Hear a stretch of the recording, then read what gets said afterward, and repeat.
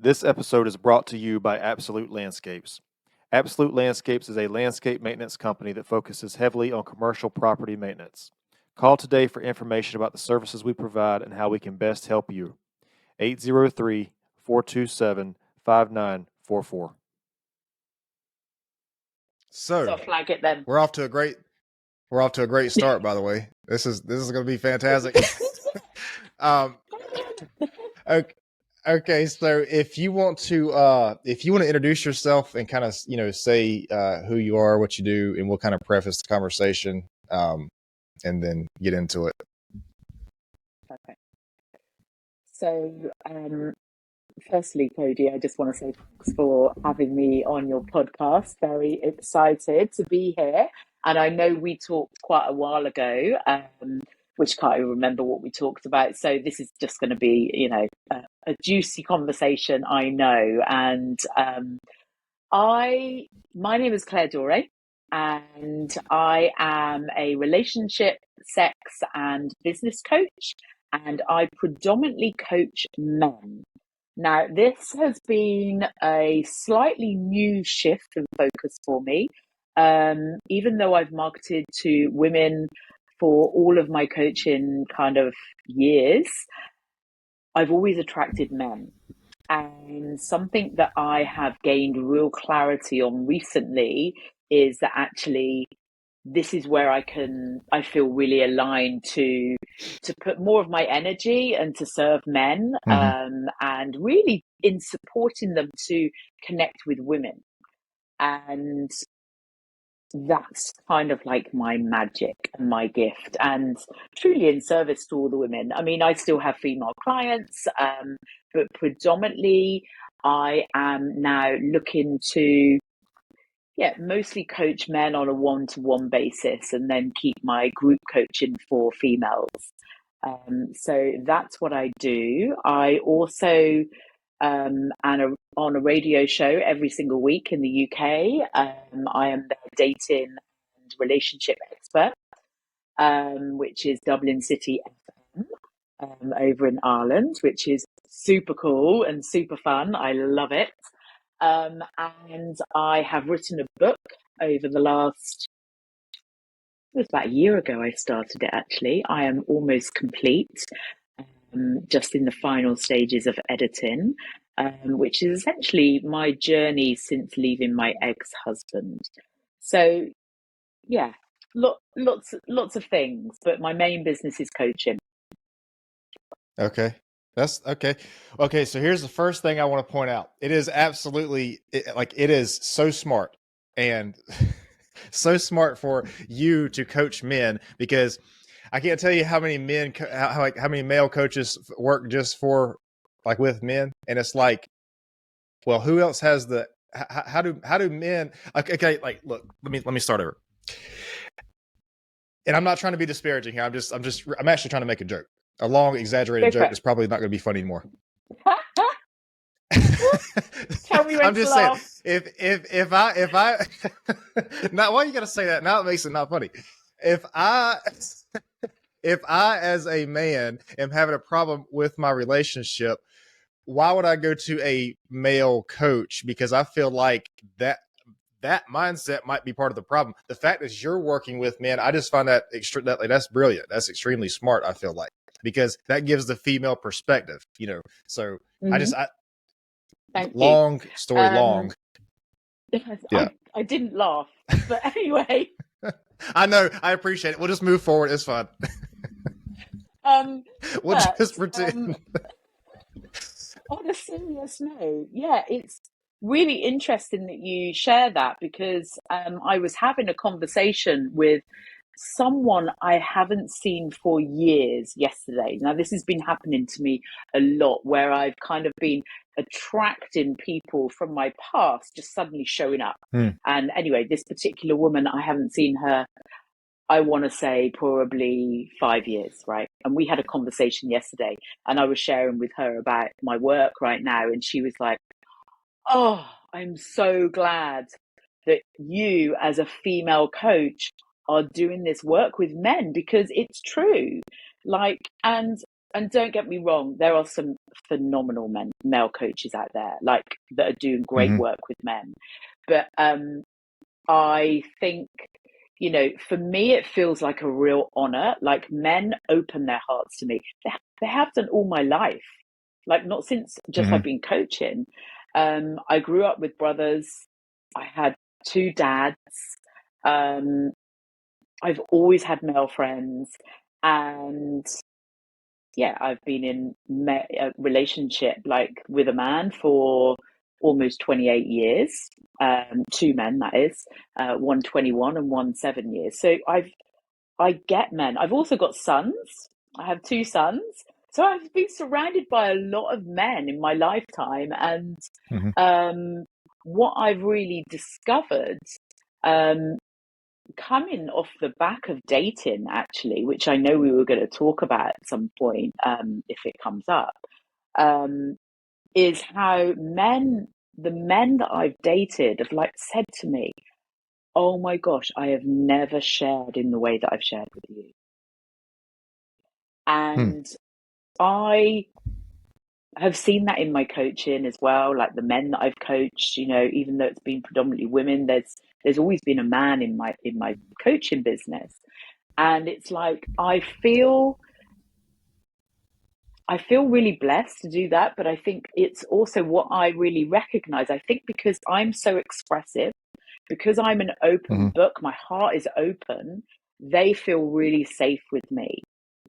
And one of the biggest, you know, breakdowns in relationships I see is emotional connection. Because here's the thing, men lead from their dicks. That's true. Like energy moves up the body, right? Women start from their heads, heart, and then it goes to their pussy.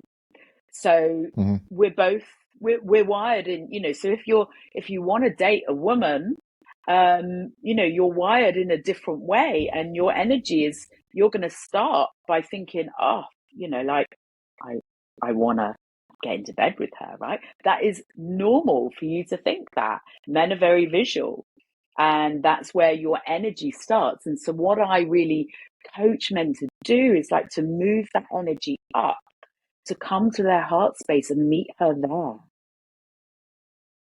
Because if you're not connected to her heart, she is not going to want to jump into bed with you. Well, she might, but it's not going to go anywhere. Right. It's just going to be that So I'm glad one night. Yeah, I'm glad you said that, because I was actually going to ask you, like, what is when you're coaching these men, like, what's a typical scenario you find themselves in? I mean, is it just there is no emotional connection, or they can't connect emotionally? I mean, what do you think is a big percentage of why these men come to you, and like what you work on? I mean, because I'm trying to find a common problem here. Yeah, sure. So there's a few common problems, I think. Let's see. It'll probably come out as the same, but let's just see, right? If I think about like two of my ideal clients, for example, you know, that might be a guy who's in a relationship right now, been in a long-term relationship, and it's not working, and it's become they use the word functional. That's a word that they tend to use. It's become really functional, and they have all these beliefs about how she's going to react, and stories essentially. And what's gone is like the communication. And if you dig deeper within that, like, it's all about the connection that's been lost. So how that shows up is like they're probably not having sex, or the sex has become what I call connectionless, and just a bit of a box tick, really. But yeah, everything becomes a little bit mundane in the relationship, right? So you're going to say something? Yeah, I was just going to say, I agree that a lot of men have this issue, like connecting emotionally, but I'm trying to figure out like what is that? Because I wanted to ask what is that, but the way you said that just now makes me think it's because of that specific relationship. Like there's something lacking in that relationship, or is it just the men in general have a problem with this? So in other words, And if that it's not just the relationship men, didn't by the exist. way. It's not just Mhm. the men in that kind of dynamic. I'll talk about dating in a minute and what I see there, but it's not just the men. And actually, even to be honest, thinking about the dating experiences and what men talk to me about, like they'll say, "Oh, I keep attracting the same woman who Mm, has the same kind of qualities, and it's not what I'm looking for." And we repeat patterns. We repeat right. patterns unless we, really get really conscious about that and go, "Oh, what is that showing me? Okay, that's shown up again." Because it will be something deeper that needs healing, Hmm. or they're stepping in blind and just not even clear on what they're looking for. That's a common thing. Like when I ask guys, "Do you know what you're looking for?" They're like, no. And that's not just a thing for guys. That's women as well. Most people don't know what they Right. want, right? Yeah. Well, I Don't mean, know what they want. that's a big question. I think you have to know. I mean, you can't get Yeah, something you don't know if you don't even know what it is. But yeah. so you think that sexual relationship is really that much connected to, like, whether or not these men can connect emotionally? Because I think when, just in my experience talking to men and also talking to women about this issue, it's like if a man says, if there was a category, a box that men put like all his needs for the relationship in, if he put sex into there as one of his needs for the relationship, it sounds like sometimes it might sound like he's just trying to get that from the woman. But from what it sounds like here, the men you've talked to, that's like a real need. Like that's a thing. Just that physical intimacy is a thing that a lot of men need. And it Is is that for right? women, right? But they don't always. I mean, I can speak from my own experience here, and I'm happy to share. Like, I realized I was carrying enormous amounts of shame around sex, and that caused an Hmm. issue in the bedroom with my ex partner. Yeah. And I only realized that after. But I think it's a generational shame around sex. The way I mean, I don't know what it was like when you were growing up as a child. Like how was sex portrayed, for example? Like for me, it was taboo. It's done behind closed doors, Right. quietly, Yep. as if like, well, that's like as if there's something shameful about it. Like, what's wrong with it? Hmm. And sex education at school was about reproduction. You have sex Yep. to reproduce. What about all the pleasure? No Hmm. mention of pleasure. Like, we're supposed to enjoy sex for pleasure, Right. not just reproduction, right? Imagine Hmm. how many fucking babies there would be. Yeah, I mean, if it wasn't pleasurable, would anybody do it? That's the thing. Um, Yeah, it's crazy, man, that sex and money were not really talked about, in a lot of spaces. But then, like, that is two of the biggest things that you need for human civilization to, perpetuate itself. And it's crazy that something that fundamental to our progression and our growth and our evolution. I don't see how we can't talk openly about this. And I'm speaking from American Mm-hmm, culture. It might be different in other parts of the world, but I know for mm-hmm, me, my experience when I was that age, teenager, whatever it was that we were learning that in school, the sexual education, it was very like you said, it was just focused on the reproduction part, very, very vague, or I guess as detailed as it could appropriately be. But then it's like, it is a subject that's kind of like a lot of people stay away from, just like money. Um, mm-hmm, and so I don't know. So maybe that is one of the reasons that people, and I'm not asking you, you don't have to share this, but maybe that's like why some people have shame, like this shame around sex, or this, this idea that they can't, express how they feel about it, or what their needs are, mm. sexual needs or whatever. Cause it's almost like there's a stigma around it. Yes. At least from me, from a person who's not in this professional space, that's what it seems like from the outside looking in. You know. Oh, there is. There's a stigma around everything connected with sex. And no coincidence you mentioned money as well. And money and sex, I think, have probably the most amount of shame attached to both of them, right? And Right. they're actually interlinked as well in business, but that's another conversation we might touch on. But yeah, there's a massive stigma. I mean, even if you think about like sexual health, for example, Mm-hmm. in the UK, you have to go to a separate clinic, right? As if like, oh, better not have you on the same seats as the people who are going in for, you know, COVID, for example, right? No one went for COVID, but you know what I mean? Like, Right.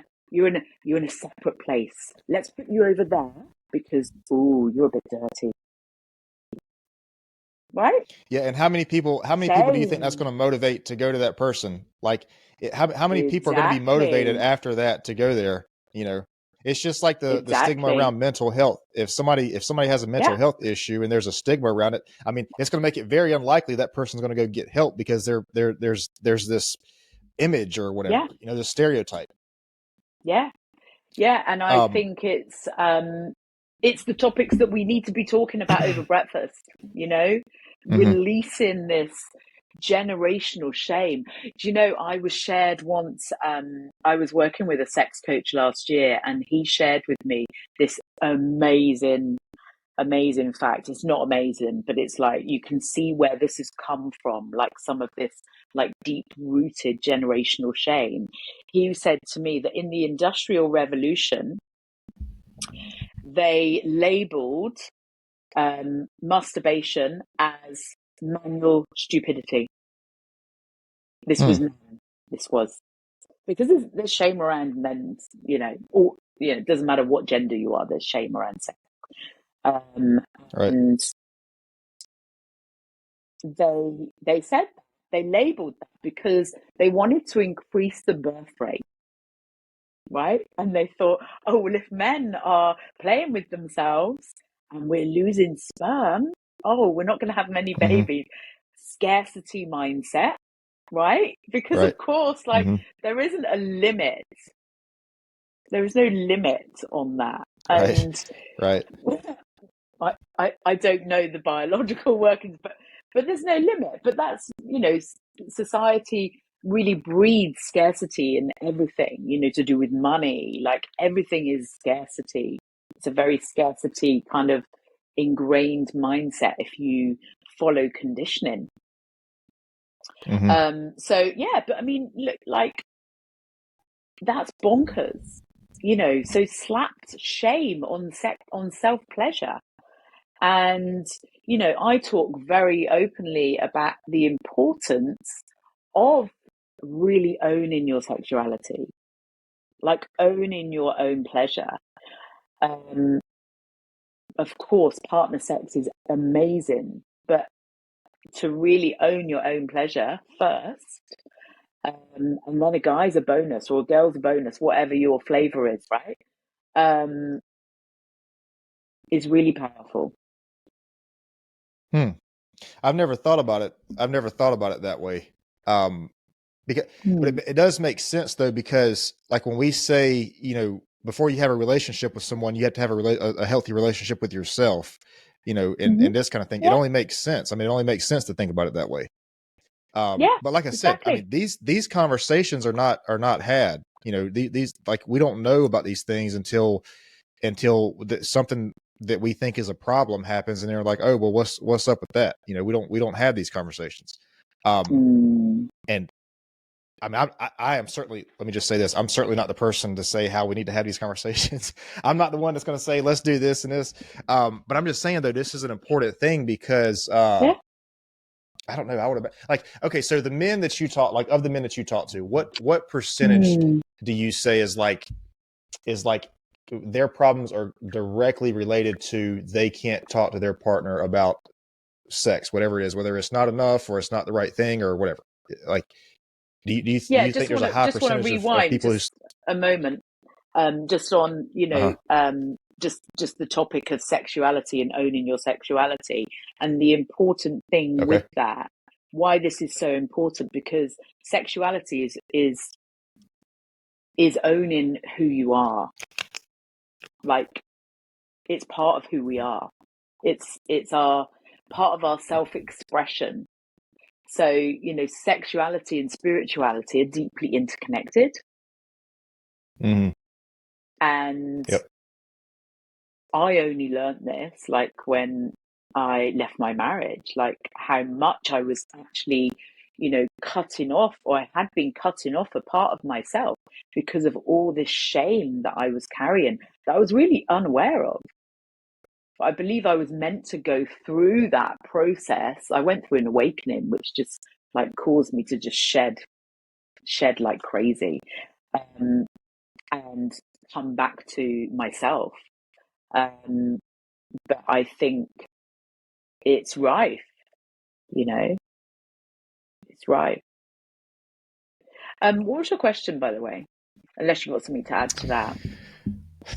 Well, I'm gonna be honest with you. My notepad is still blank, so I didn't write it down. So I might have I might have forgotten it. I was Rewind. I was saying, yeah, I was saying that of the men that you talk to, like, is it a high percentage of these men that you talk to where their problems are directly related to they can't talk to their partner about sex? Is that a common theme that you see? Because I know you talked about the emotional connection, but I mean, I guess this falls under communication, but Yeah, you know, if a communication category, but I don't know. that's I just connected imagine with the, you know, the emotional connection's got to be there for them to be having that right. communication, right?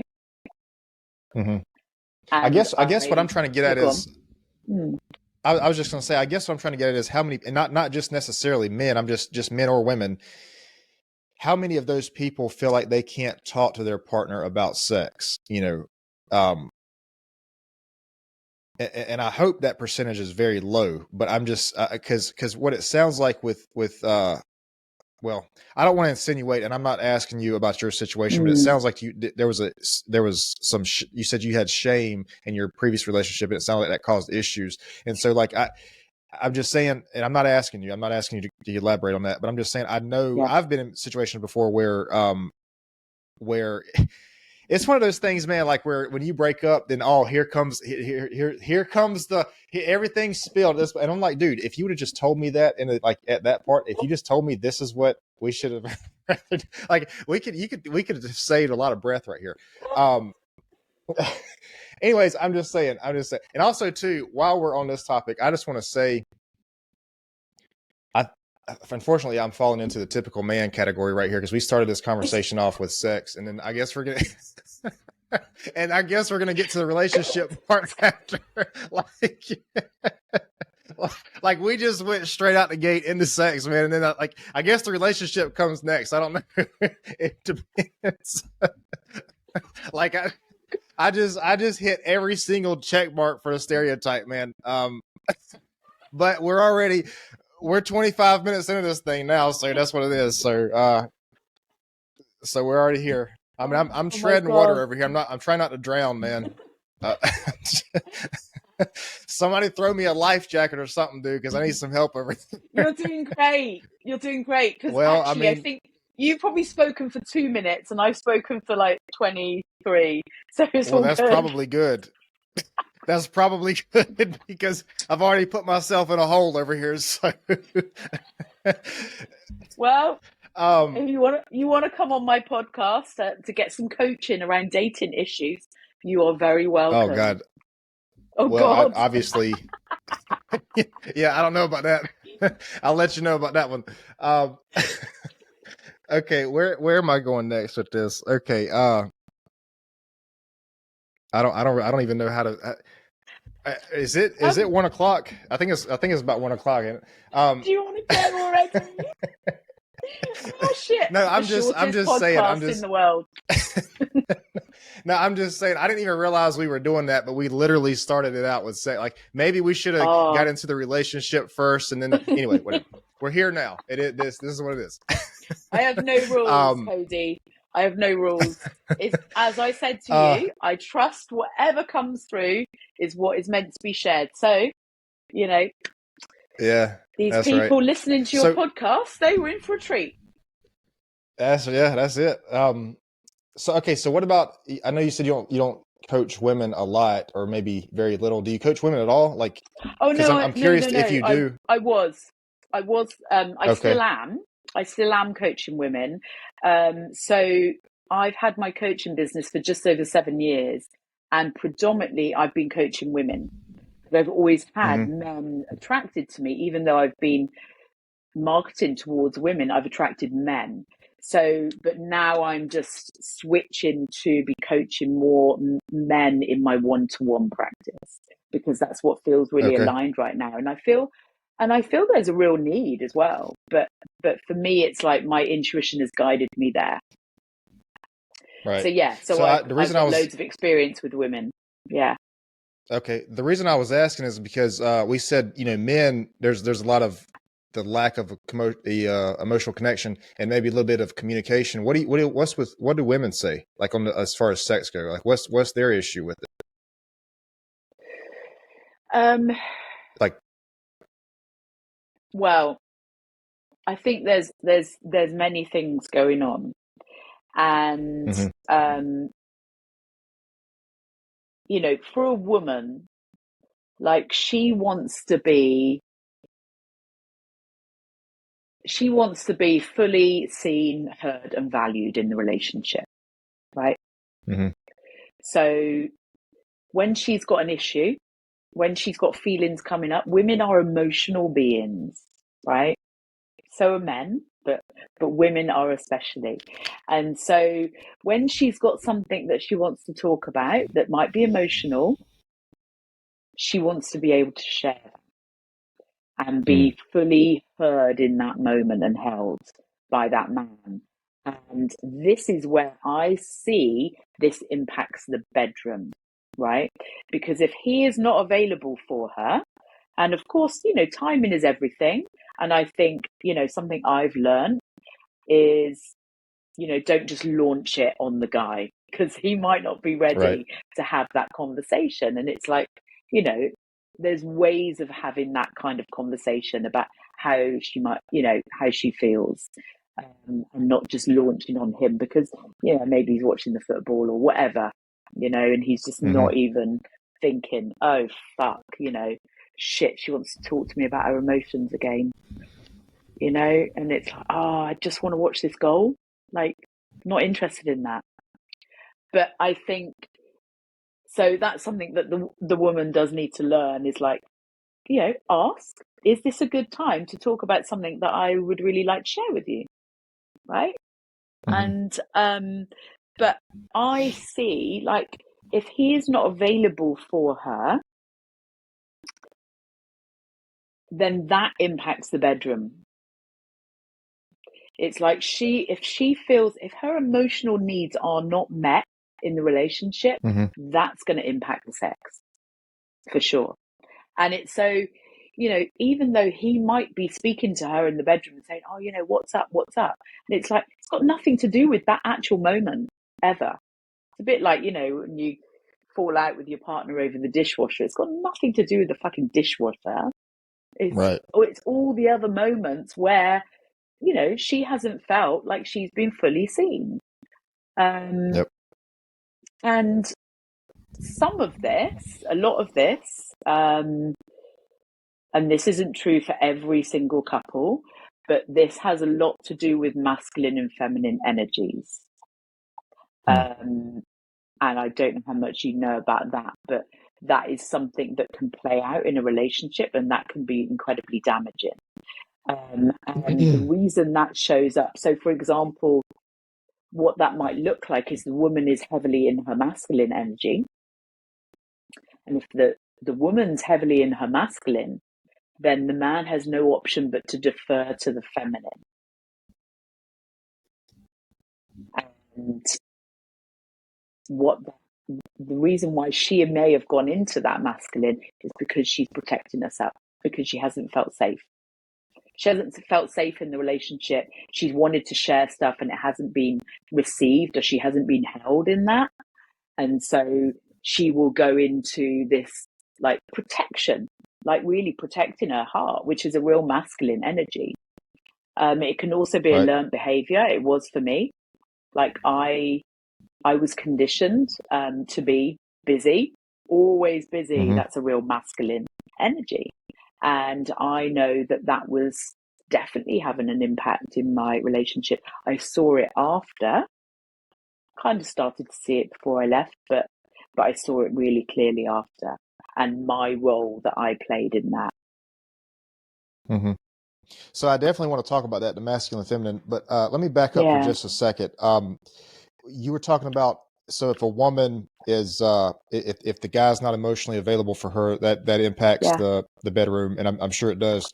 Um, but what I see there is the potential for a cycle. So in other words, if she's not getting the emotional support that she needs, she might feel like that she's not able to, or doesn't want to, or is not attracted to the sexual part of it, which is going to make the man close Mm, off from emotions even more. So like what I see here mm, is a cycle, yeah. downhill spiral basically. So what do you, Mm, if you were talking to, and I don't know if you work with couples, but if you were talking to a couple who kind of had this, like mm, what's an ideal solution for that? Because it looks like, both sides are not going to, there's both sides are going to perpetuate the problem until one gets what they need, but they're not going to get what they need as long as, the others in this space basically. mm. Communication, essentially, and it's being willing to be really vulnerable and putting everything out on the table, but not for the other one to just listen, not react, because quite Mm-hmm. often in a relationship there's a dynamic playing where one will say something and the other one gets triggered, right? And then Mm-hmm. nothing gets sorted because they're just in trigger state, and then they'll trigger each other. That used to happen a lot for me. And I think it's about allowing space for both of them, to communicate like how they're really feeling, what are their Mm-hmm. frustrations, and really working through that. Um, but relationships, need to put effort and energy in, and create time to do something together, go on a date. It sounds obvious, but making that space for each other.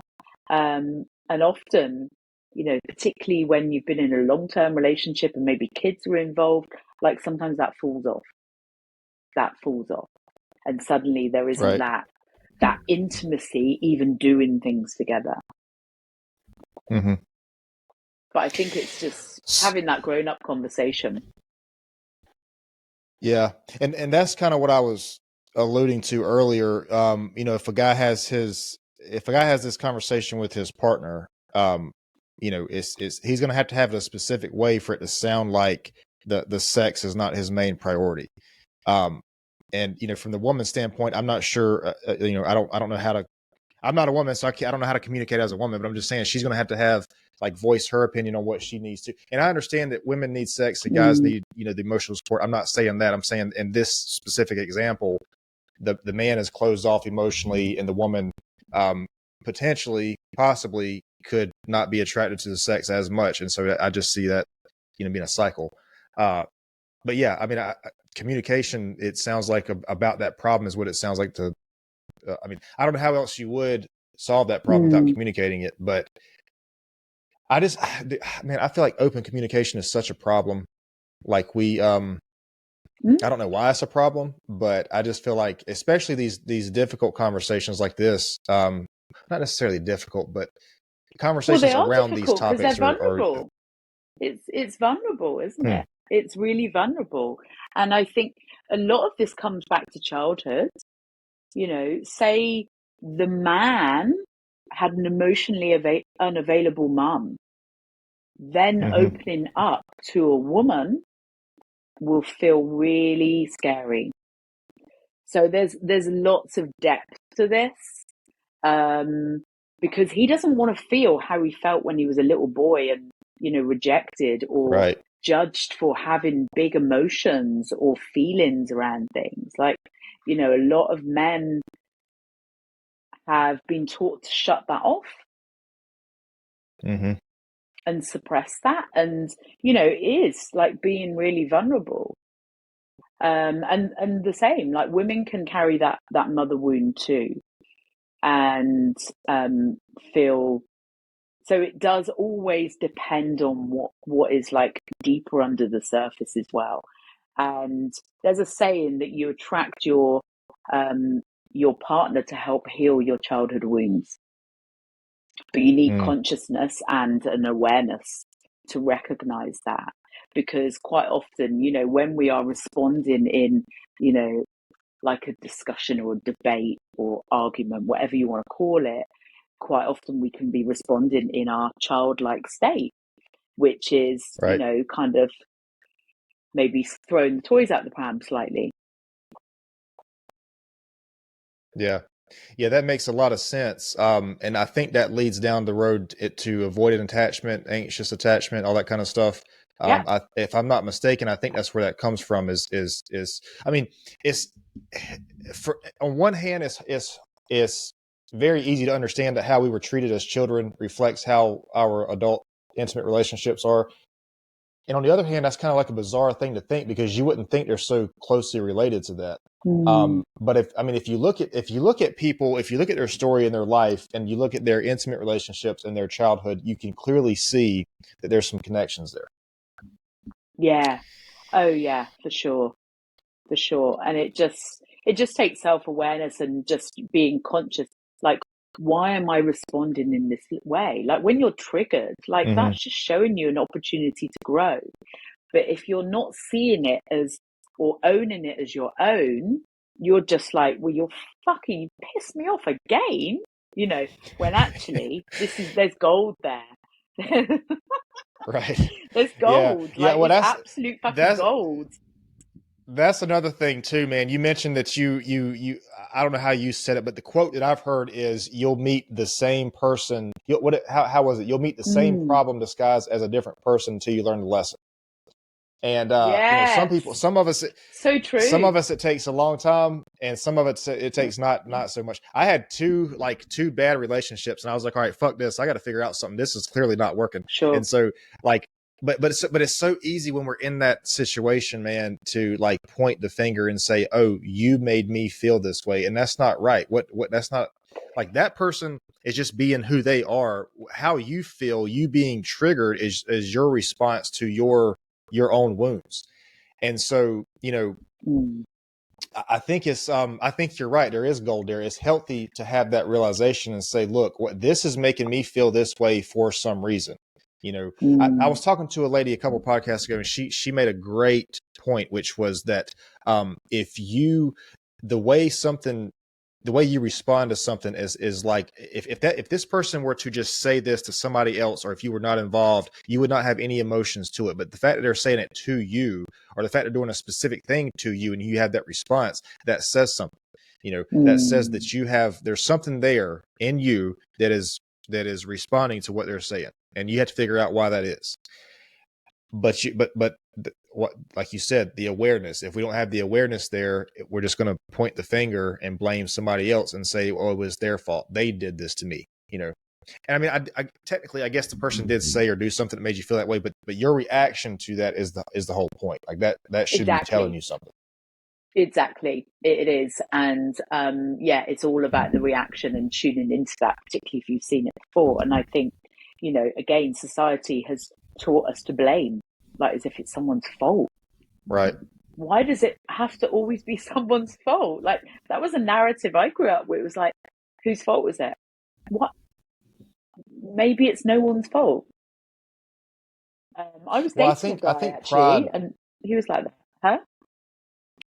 I was just gonna say, I think pride plays a lot in that. Like that's a big part of that. I think it's easy for us to be very proud and not, say, hey, you know what, I was actually wrong right here. Yeah. I mean, it's hard to go up to somebody and say, man, I was wrong. I'm sorry about that. Like sometimes that just hurts a little bit, especially, it depends. I guess it depends on how big the argument is. Like you don't want to, Yeah. And pride is a big thing for men, right? Mm-hmm. Pride is a big thing for men, and I think you're right. Yeah, and it is hard to say sorry. It is hard, and does depend on, what we've been modeled as children. How good were our Well, parents at saying sorry? yeah, that makes sense. I see that. Mm. But something though, with the relationships I've had, once they started kind of, I would say, going downhill, and eventually we broke up, is when I think the apology stopped, or when they when they got like very not as frequent, Right. and that, I mean, Yeah. that's a big thing, Mm. So okay, so I want to before we get too much far into the relationships thing, because I think this is going to set this up. I want to talk about the masculine and feminine. Maybe I can be a little Yeah. bit more organized for the rest of the conversation. I'm going to talk about the masculine and feminine, and then we'll go into the relationships. But let me stop this video really quick, Yeah. Perfect. and then we'll start a new one, Mm-hmm. and then and we'll go from there. Good. So the masculine and feminine, you were talking about that, and so just refresh on what you said. Now, you said if a woman is, if she feels like she's in her feminine or she's in her masculine, because here's the way that I've heard this both ways. I've heard that people, man or woman, just have either a masculine or feminine personality. And I've also heard that the relationship makes them one of the two. So which, I mean, I guess maybe which one is it? Because I've just been under the impression that if a woman has a masculine personality, that's just who she's going to be, and that's just how it is. Okay, so there's a lot here actually, because essentially, regardless of gender, we have both energies within us. We have to, right? Because the masculine is all about the doing, the action, and the feminine is all about the being, right? And so we need both. And if you think about in business, like, nothing happens unless you take the action. Like, you can't just lie there and go, oh, I'm just going to think about it and bathe in, loveliness. Like, that isn't how it happens. Like, you have to take the action and then, like, lean into the feminine and allow and receive. And, that's what the feminine is all about. But in a relationship dynamic, here's the thing, like, if a woman is heavily in the masculine, then the man will have no option but to fall into the feminine, which is the more passive energy. And so when it comes to leading the relationship, making decisions, it will be done by the woman. And essentially that man doesn't have an opportunity to hold those reins, right? And it's, in the dating world, that's actually really repelling. And I got to see this really clearly myself. The man will be repelled and he'll just ghost or disappear because, she's in my space. Yeah. So there's no gap but for is the man to be in. Yeah. I'm sorry, I don't mean to cut you off. Is that also repulsive to the woman, though, if she feels like she has to lead the relationship? Oh, yeah. And I'm not trying to generalize here. I'm just saying, mostly in most situations. Yeah. So, okay, so if the man has to be in the feminine and the woman has to be in the masculine, that's repulsive to both of them. They're both going to get tired of that eventually, is what it sounds like. Yeah, and what I was actually I was chatting with someone recently, and she was talking to me about how she was attracting the same kind of man, and very passive man, and called him flaky, and like all these things. Like, that's the traits she was seeing of the men that kept coming, and she was heavily in her masculine energy. Essentially, she was leading the way. So organizing the dates, arranging all the details, like, that's the man's role. Right. The logistics, let the man do that. Let the man chase. Yep. Men want to chase. Like, that is an instinct within them. They want to chase the woman. But if the woman's doing the chasing, then ooh. Right. You heard that word? Did you get that word in the US? Yeah. Chasing? What'd you say? The ick. Oh, The ick. ick. Oh, yeah. We had, yeah. Oh, you Yeah, use that? that's Okay, I a wasn't big ick, I feel sure. like. Yeah, Yeah. no, I mean, but that's a really good point though, because I feel like when people hear that, they think it's kind of just BS a little bit, you know. They think that it's just, oh, that's just what would you say? That's an outdated way to look at it. But I mean, I think some of the worst relationships I've ever had have been with a woman who was like in very masculine energy, you know. There you go. She was a good person. She was a good person. She was a great person, Sure. but we Of just course. we could not get along. We were always, it was like we were always there was always some kind of confrontation because there were two sides that were trying to do the same thing, you know. And Yeah. so You're and competing, also some of right? the best relationships, right, and some of the best Mhm. relationships I've ever had have been with very feminine, like women who are in very feminine energies. And so like that only makes sense though, because Yeah. yeah, I do think it's I think it's the man's job to plan a date and pursue the date and that kind of thing. But I think and I don't know, I'm just kind of thinking out loud. I think one of the problems that we might have with the dating world is like a lot of men are not doing that these days. You know, a lot of men are not taking that role and trying to plan a date and trying to pursue and this kind of thing. I don't know. Maybe some women are okay with that role. You know, maybe they're just okay, and maybe the men are okay in the feminine role, and that's just kind of how it is. But I think majority I'm wise, I not. think this is what people are looking for. Yeah, I'm not. and well, that's okay though. Like, okay, but the Yeah. thing is, whatever side you want to be on, or whatever role or personality you want to take, that should, I think that should be okay if it works for you. But the problem is, like, we have people that are trying to do both sides, and this is what I was asking. Like, is this like a personality thing where that's just how somebody is, or is it when they meet the person, they will kind of shift those energies? You know, if they meet a person they really like, they're comfortable with. So in other words, how can I explain Mm, this? Is this a if a woman is a very masculine, and let's just say, when I say masculine or feminine, we're not talking about physical features, we're talking about, you know, no, personality and stuff. So if there's a very it's masculine energy. woman, yeah, right, energetically, if there's a woman Yeah. who's masculine energetically and she meets a man who's masculine energetically, is it possible that she can kind of shift into that femininity, or is it that that's just kind of how she is and they just part ways? Because With that's awareness, kind of she what the can. question was. Yeah. Okay. I forgot your question. It happens. Yeah. With awareness, yes, she can shift. She can shift, And so, absolutely. Because I healed my what I want to call my wounded masculine. mhm. Because it is a conditioning. It is a conditioning. Like a lot of women have been conditioned to be in their masculine, and it's no one's fault. It's just like what's happened, um, and that was definitely like my conditioning. Yeah. So okay, so I want to say something, and I don't want it to be taken the wrong way, because this if it's not, I want to make myself clear, because if I'm not, it can be easily taken the wrong Sure. way.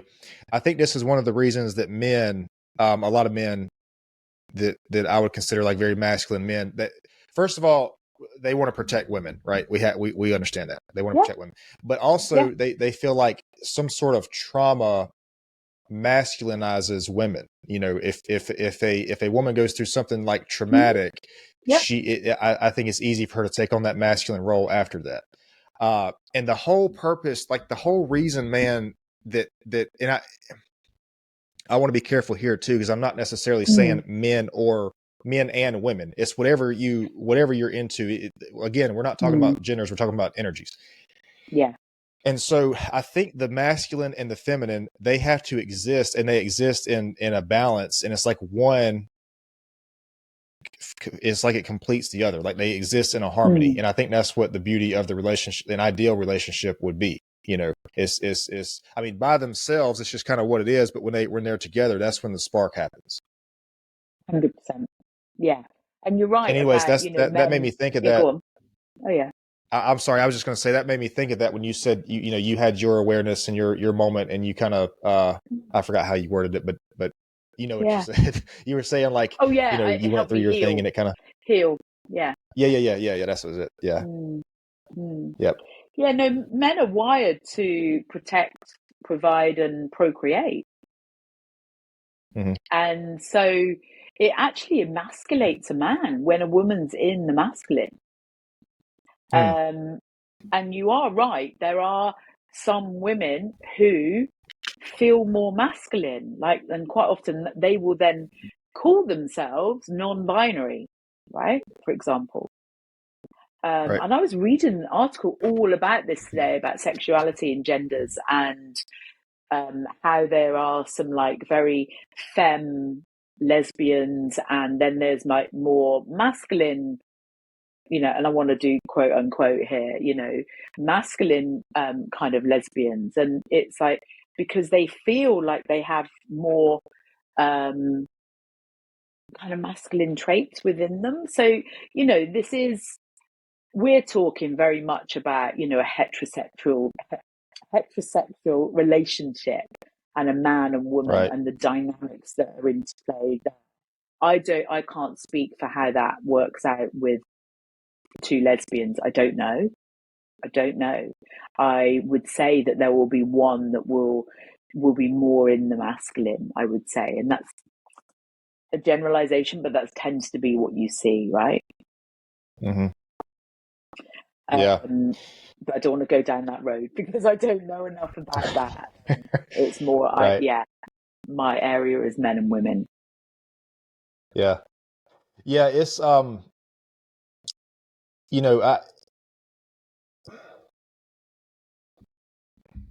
don't want to get on that road either. I'll say this there. I'll say this. But it's crazy how masculine and feminine, these energies exist in things that are not just relationships. There's like a balance. There's like a masculine and feminine balance of life, basically. You see the Taoist symbol, the yin yang. When people see that like that, a lot of that is portrayed as like good and evil or good and bad, but it can also be masculine, feminine. I mean, that little, the yin yang symbol. And that's what I was saying. It's just a balance. It's just a balance with everything. And also too, I feel like it's probably a spectrum. Like it's not necessarily like, you are masculine or you are feminine. It's a spectrum, I feel like. And it varies from person to person. And I don't know, maybe even, at different times of the relationship, different parts of the relationship, maybe you oscillate from one to the other. Maybe you're more, in this area, maybe you're more masculine, maybe in this area you're more feminine. Yeah. Because it's not static. Right. Yeah.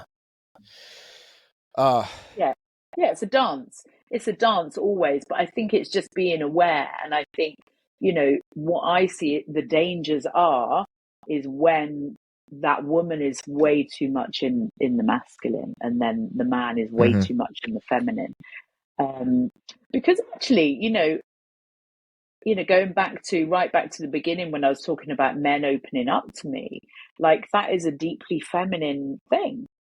Like when they allow me to hold their hearts, they're in their feminine energy, so they're being held by me in my feminine, and they feel safe to tap into their feminine and express whatever it is they want to express. And men share things with me like they've never shared with anyone, and deep dark secrets that they've been holding and pushed away for years because there's shame riddled all over it most often. And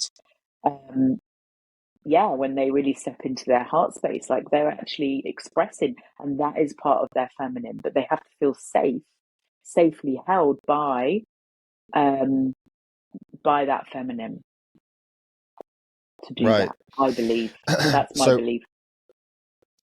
I think you just cracked the code here, because there's a belief. There's a belief, and I'm not saying it's right or wrong, but there's a belief that men should not share their personal problems with their female partner. And so is one of the explanations for that, based on what you just said, because they're not, I don't want to say comfortable enough, but they don't feel like they're in a safe isn't even the right word. They're not in the right relationship to make that transition into that feminine role. Is that possibly an explanation for that? Because, So I guess another way to ask this question is, we were talking about in the beginning, being there emotionally for your woman, your female partner. If she's got all these issues going on and she's explaining this to you and she's venting to you, she wants you to be there for her. More than likely, she doesn't want a solution. She just wants you to listen and validate how she feels and thinks. But if the man feels like he needs to do that, that's literally swapping these roles. And I hate to use this word, but I need to use this word because this is how most men do this.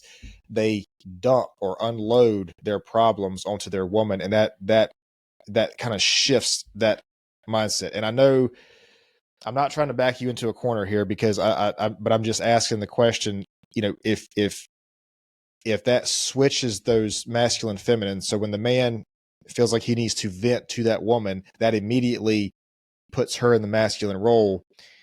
And how we talked about earlier, that might be repulsive to her. Like that might repel her away. And this is the thing, like, she doesn't need to be in the masculine to then hold that for the man. Yeah, she can be really fully embodied in her feminine. And, this is where I see real power, right, between a dynamic. And this is what I see in my work. Like, and how, because I'm very expressive and I will share things and be very open and very vulnerable, there's nothing that I won't share. When I share something that's deeply vulnerable, I then find the man will, it's like the armor dissolves. So I've been in my feminine, expressing, I'm still in my feminine, and he feels safe to express and meet me in that. And it's like the armor dissolves. And there's an expression actually that actually is a true thing, comes from Greek mythology, which is fucking the war out of men. And I don't mean literally fucking them. I mean like holding that space so that they can let go of the war and the armor. And that used to happen when men came back from the war. Like, they used to go and hang out with the prostitutes in Greece and actually have the war fucked out of them before they went back into civilization. That's a true thing. Yeah, that's a good point. And I'll say on that too. I don't mind picking on myself here for a minute, or just maybe not picking on myself, but just saying how I feel about this. When we talk about men talking to women the way women talk to men about their problems, I don't want to say there's nothing that she can say, but there's probably almost nothing she could say if I were to express my problems to her or say verbally how I feel about something. Almost nothing that she can say or do will compare to just her being there and being in her feminine energy and me being around that. Like if I had to choose between talking to her and expressing my problems and my feelings, or her being there and being in her feminine energy, every day of the week I would choose her being there and being in that energy, because I don't know why. It's just that would make me feel a lot better, than kind of talking through my problems with her. It's I think I'm understanding you properly. But there's so much power in just being witnessed, not someone trying to like fix you.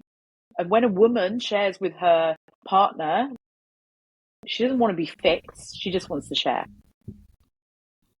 She just wants to share. Right. And I think, when a man allows himself to be deeply vulnerable, this is what really creates intimacy in the relationship. And being witnessed as a man is like literally sometimes just all you need. And being held, it doesn't. You don't need to have questions asked about it. It's just like you just need to download it. Like men are carrying a lot on their shoulders. I see a lot. Men are very burdened right now, I feel. Yeah.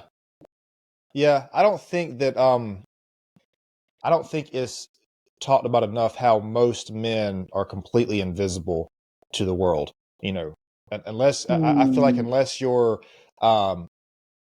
very, successful or famous or highly attractive or something. I just feel like most men, in other words, it would be easier for most women, I feel like, to go out and get a date than it would most men.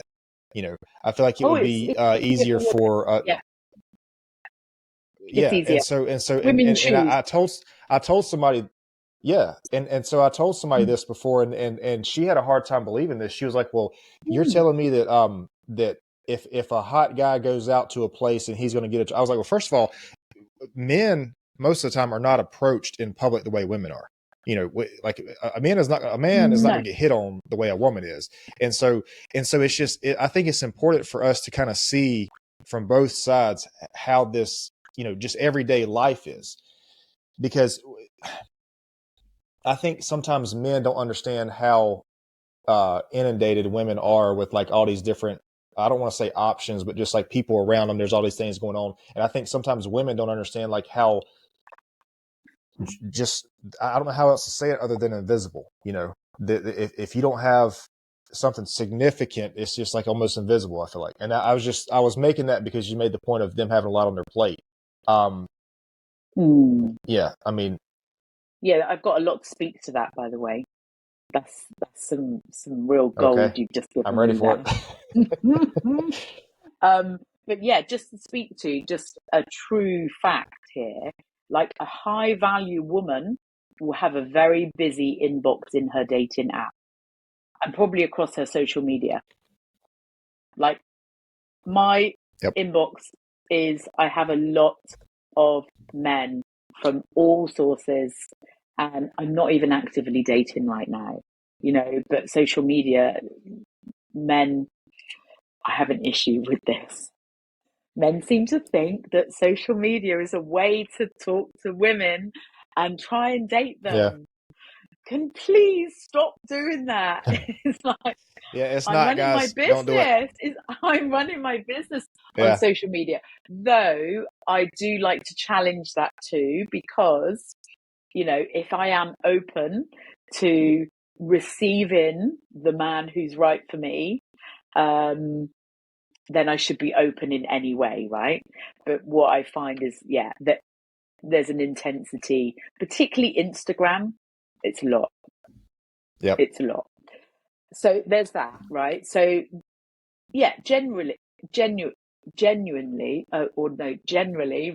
that's what I meant to say. Women have way more men chasing them, right? And all of this comes down to being of high value. You don't have to have, well, okay, I need to be careful how I put this, because like a woman is looking for a man who really values himself. Really values himself. So that takes work on the man's side. And a high value woman, like, she needs to be doing that for herself too. There needs to be things that she needs to be doing for herself to, raise her value and show that actually, she really, really values herself. She has a really high self-worth, really loves herself, right? And I don't mean that in a vain way, but in a deep, connected way. And she's looking for a man who's high value, essentially, who really, has got some really good habits in place, has a good mindset, and that's something that's really deeply important when I'm looking to date a guy. Like, mindset is everything. Emotional intelligence. Do they have a purpose and passion? Like, and they're dating, your profile on the dating app, like, that is you selling yourself. And I was talking the other day actually with a guy. He coaches men, and he was talking about how actually men need to do a little bit of peacocking, show the women, like, this is what I'm good at, and this is what I'm into, and like show his value. They need to do that to attract her, because her inbox is most likely quite full. Yep. But So okay, yeah, I was just going to make a comment about that. A couple things actually. go for it. Okay, so I guess first we're saying that women are attracted to these things in a man mindset. Skills, ambition. It sounds like what is he about? What do you think it is that men are attracted to in women? Do you think it's Very similar. those same qualities? Yeah, very similar. Very similar. Men are very visual, as I've said. So he needs to be attracted to her, right? But he'll be looking at, does she take care of herself? Like, how does she value herself? Like, what are the things, is she taking care of herself? Is she driven? Is she ambitious? Not in a competitive way, but does she have some kind of purpose and passion there? I think it's a very similar thing, to be fair. Okay. Yeah. Okay, so you talked about the social media being basically a... Sorry, going No, back go ahead. just one No. step. Obviously the big thing is he wants to see that she's in her feminine, or feel she's in her feminine. And he may not be conscious of those particular words, but it's the energy. So he wants to see that she is open and expressive, but not chasing him, obviously. Right. Yeah. That the energy from a feminine woman that you really like is that's priceless, man. There's not many things that really compare to that. But okay, so social media, you mentioned, I think that is right. I think most guys feel like social media is a dating app in itself. But like, okay, but let me ask you this, because I've heard women say this too, that some women, when they go out to a place, they put on the makeup and the clothes and everywhere, and it doesn't matter what purposes they do. Some people, I've heard women say they do this to feel good about themselves. Some women say they do it because it's like a sense of I don't know, I don't want to say accomplishment, but for lack of a better word, that's what it is. And some do it obviously to look good, whatever. But I've heard women say that they wish they would get approached more in public. Because it just seems like, I guess, that guys don't approach women in public anymore. They would just rather go to Facebook. And so what it sounds like to me is that, if these guys on Facebook would take the same ambition they have at jumping in somebody's inbox and just walking up to a lady and talking to her, introducing themselves, it sounds like they would have a lot better outcome or luck or chance, because first of all, man, if you're messaging somebody on social media, that immediately puts you in a category with 100 different other men that's trying to chase her around. But if you go up to her and talk to her, obviously the place and timing has to be appropriate. But if you go up and talk to her, there's probably not a lot of men that are doing that. No, it's true. Maybe there are. I don't know, but there's not nearly as many as like on social media. Yeah, I think it's the nicest way to be approached, for sure. Yeah. Yeah, definitely. I saw, this just reminds me of a story. I was in Bali at the beginning of the year, and I remember I was in this cafe, and I walked in, and, I did a little bit of a scan. I was on my own having breakfast, and there was a really hot guy behind me, and I was like, oh, damn, I've got to sit here. Like, this was the only space, so I had my back to him, so I couldn't see him, which was a shame. But anyway. Wait a minute. Time out. Yeah, time out. You ain't. Oh, look, yeah. You're not about to fool me. This was not the only space. Excuse me. This was not the only space. There was no, it wasn't. There was plenty of seats open in this place. Okay, all right. We'll say it was the only space. Honestly, it's true. It's true. I would definitely ask for a different space if there was one. I would have, just to be able to, just make eyes. And And what happened, right? This guy got up. First of all, he went to the loo. Then he came back, and I was like, "Oh, thank you for walking past me. That's nice." Then when then then he got up, right, and he wrote a phone number. I assume it was his phone number on a piece of paper, right? I didn't see him do this bit, but then he came over to the table where I was sat. It was kind of communal, and gave it to the woman just opposite me. Oh gosh. Oh, wow. She was so thrilled, and it was beautiful to see, because I was like, Claire, it's okay, because it's just showing you what's available. It's just showing you what's available for you. But I was like, oh, wow. I mean, she was stunning. She was, she was lovely, and she received it really well. She was really flattered. Yeah. Like, women like that. Women like that. Yeah. So the reason I made the joke, the reason I made the joke about the space situation is because, there's a lot of people that say that women won't, a lot of times some women won't approach men directly the way men do, but they might put themselves in your space. That's why I was making the space situation. Exactly. The space joke. They'll make it known that they're interested. Yeah.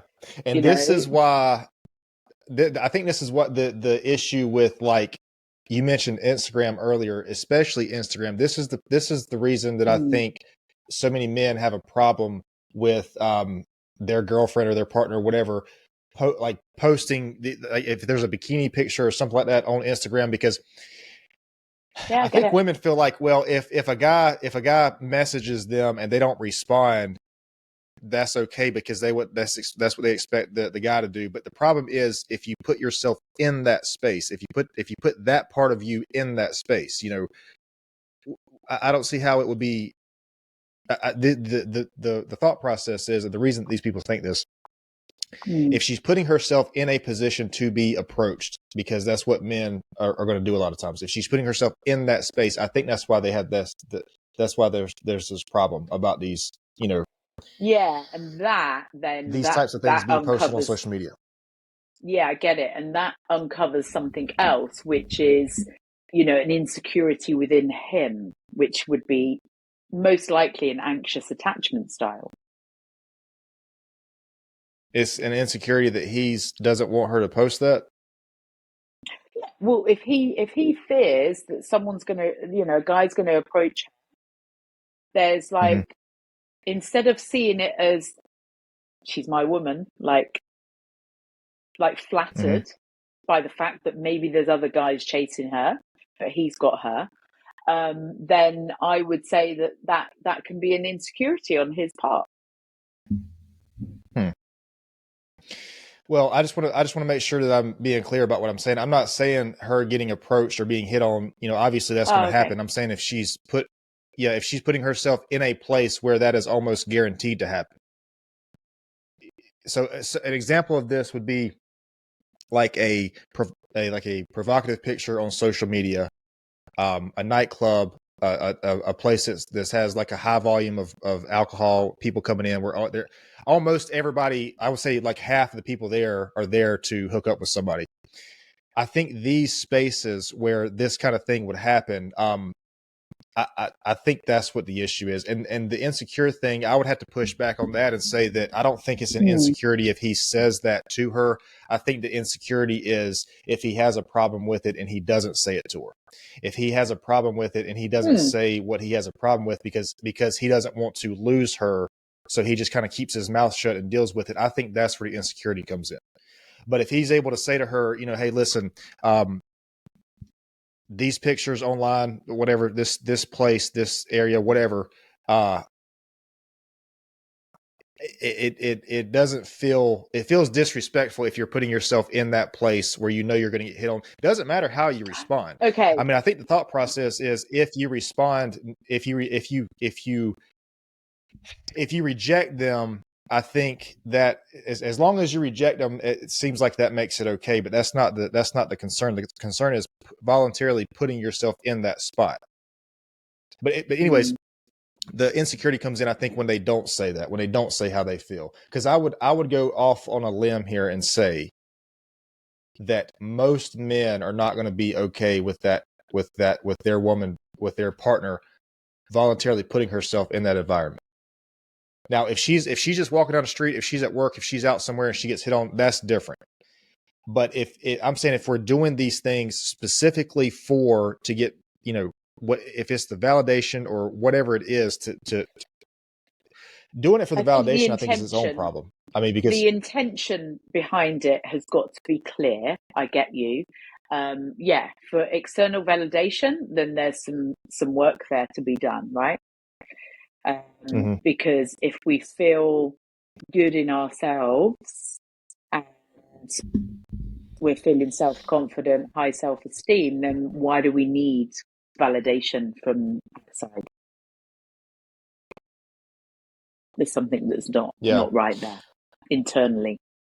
But to flip this around to make it more easily understood, because I'm not sure if I'm explaining myself clearly. To flip it around, it is also an issue for a guy to put himself in a position where it is possible for him to pursue a woman, like a nightclub, or like the social media, interacting with women on social media. Obviously that's not okay, messaging or whatever, liking the pictures, commenting, putting that validation out there. That's also not okay, because see, what it is the thought process is that's the pursuit of the man. And then that's the, I guess whatever you would call it, I don't want to say marketing of the woman, but that's what it is. I mean, and so just to make it fair here, that's kind of, it's not okay on either end. I think that's where the issues come in. I heard one time that, I don't know if I want to go here or not, but I'm already here, so I'm going to say it. I heard one time that women are like, that women, like in the dating world, women are like marketers and men are like salesmen. We have to basically, like your friend was talking about, your dating coach on the dating app, peacock around, basically put yourself out there, so I mean, there's different ways that the two genders get into a relationship and pursue a relationship. So it just makes sense that there's different ways that things they're not appropriate. And I think sometimes with this very limited space of this philosophy, I think women feel like, well, as long as they are not interacting with the guys or pursuing the guys or entertaining the guys, it's okay. But that's only part of the problem, because first of all, how did you get the guy you have to begin with? Did he pursue you or did you pursue him? Because if he pursued you, then that just kind of kills that whole argument about not entertaining the guys. I chased him. Because you were in a space where he right. Yeah. I chased him. I remember that. Yeah. Yeah. Oh, you're saying, okay, you're saying you chased him. Yeah. Yeah, I did. I was thinking back and I realized that both my long-term relationships, I chased both of them. I was in my masculine energy. And no coincidence, they were both quite passive men. Not their fault, right? Not their fault. And yeah, without unpicking, like they'll have their own stuff. I had my own stuff going on, right? And I think it is always about taking responsibility for your own shit. Yep. Yeah, I definitely was the hunter. And also, too, something else I want to say on this, I'm saying this as a person who likes to show my woman off. I like to show my woman off. Like I like to, I'm happy to be with her and I'm proud of her. I'm proud to be with her. So I want the world to see that. It's like I'm not one of these people who, for whatever reason, tell their person what to wear or what to do. Or like I don't do all that shit, because I like to show my person to the world. I'm proud of that. I'm just saying, I think with the social media thing, this is why this whole, and also too, man, it's not just the validation. It's not just putting yourself in that space. It's not just putting yourself out there. you have this is assuming we're talking about monogamous relationships. You have one partner who has to compete with however many men that there are trying to give you attention. Okay. And then social media you mentioned something earlier about the scarcity mindset. Social media has overly influenced us that there's more abundance than what there is. I mean, there's millions, almost everybody in the world is on social media. And it makes it seem like we don't have to fight as hard for the relationship we have because, there's all these other options. I mean, you mentioned it earlier, and not to pick on you, but you just mentioned it earlier. I think this is for like most women. Their inbox is full of, maybe not options, but there's messages that can be replied to. I'm talking about single women. I'm talking about single women. Right. They, yeah. They have very full but I'm saying though, yeah. And but that has to, influence our perception of the dating. Like that has to make us, because before social media, I don't know, you would go out, you would meet somebody at a coffee shop, cafe, at your place of work, whatever. I mean, it was very limited on the options that you had with people. But now with social media, I mean, there's an abundance of people. And so that's another problem. But I think you were right when you said the validation would be a whole nother thing to talk about, because you should never have to I don't care who you are. I don't care. Let's use the term high value man. I don't care if you're the highest value man that you can be. You cannot compete with 10, 20, 50 other men who are liking and commenting on pictures and all this other kind of, you just can't do it. You can't do it because you can't, even if you were to try to be the perfect partner, if you would try to validate her and be there for her and be receptive to her needs or whatever, you can't compete with that many people. You can't. And I think this is why some men have an issue with, if their partner is in a role that specifically elicits this sexual desire in men. And I'm talking about like an OnlyFans situation or something along those lines. Because they can't, first of all, I think the issue with that is obvious. But they just cannot compete with that level of validation. If there's thousands of guys telling their woman how beautiful she is or whatever the case is, whatever they're saying in these inboxes, I mean, how can one person compete with that? But now, on the other hand, I want to make sure. Something separate. What do you mean? Well, like whatever her reasons are for doing OnlyFans, like she's wanting to create an income for herself, right? I'm assuming that's why she's felt drawn to do it, and hopefully she's doing it from the right energy. But and I think, obviously within a relationship dynamic, there's a conversation to be had, isn't there? And if he feels really uncomfortable about that, then ultimately that's a conversation and a choice between them, isn't it? Yeah, exactly. But that's something they need to decide and work out themselves. I would, I'm assuming that someone who is like promoting themselves on OnlyFans, they're not doing that because they're looking for a partner through her OnlyFans. They're doing that to empower themselves and create an income. Mm-hmm. Right. But I'm going to say this and then I want to jump back.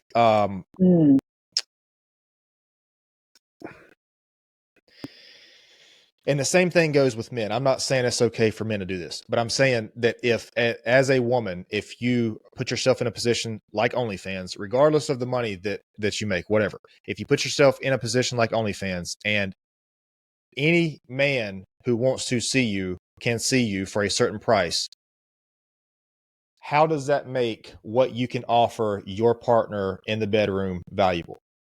If any person can see you for $5, $10, $20, whatever it is, how does that make your partner what you can give your partner? Because I feel like women, for what we've been told our whole life, that your body is valuable and sacred and it should be protected and respected. That's something that should be. And so if that is reserved for your partner, but then simultaneously anybody online who wants to pay can see it, How where's the value come into place? It's like, I I can't hear speak what you're for all saying. men. I can say, Yeah, I hear what you're saying, but where do you think the value comes? What does he get that they don't get? well, that's what I was going to say.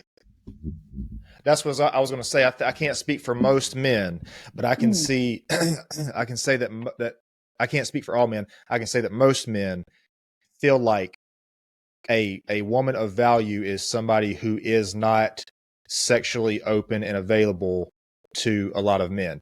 This brings us back to the masculine, the chase.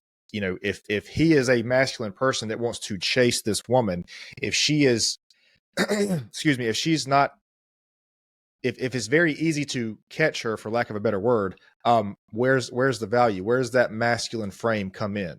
First of all, that's with the masculinity part, but then it's like if and I'm not saying that men, there's an idea that women don't care as much about how many sexual partners a man has as much as a man does about a woman. I don't think that's necessarily true. I'm not saying it's okay for men to do this, not women. I'm just speaking about women at this mm, minute. I think that that men value the women who everybody wants, but it's hard to get, basically. And if a woman just, mm. gives herself freely to people, I think that most men who respect themselves and respect their, their direction in life, I don't think they're going to see that as a valuable partner, or an optimal partner. And let's just say, when we say value here, obviously everybody has value, but in the marketplace, people definitely have values as far as a potential, potential partner. Um, Before we can still talk about this, but let me just real quick Mm. jump back to what we were talking about earlier. Talking Yeah, about the men, how can you compete with the validation and everything? Listen, I'll be the first to say that when there is this validation and there is this competition, first of all, I'm all for that.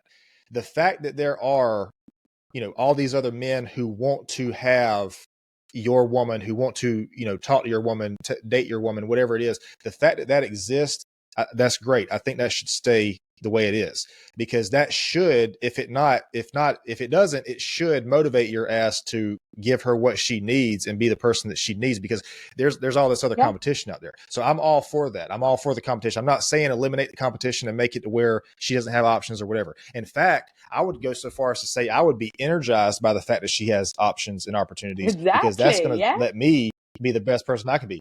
Yeah. Yeah. So I'm not saying yeah, eliminate and cut out all the competition in quotes, or options or opportunities, whatever you want to call it. Because I think that's at least one of the ways for the man to offer the best that he can to that relationship.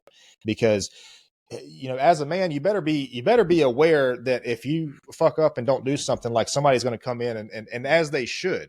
I mean, as they should. I don't think any person, man or woman, should be with a person who's just not good for them, who's not fulfilling their needs, whatever it is. I mean, you shouldn't stay in a relationship like that.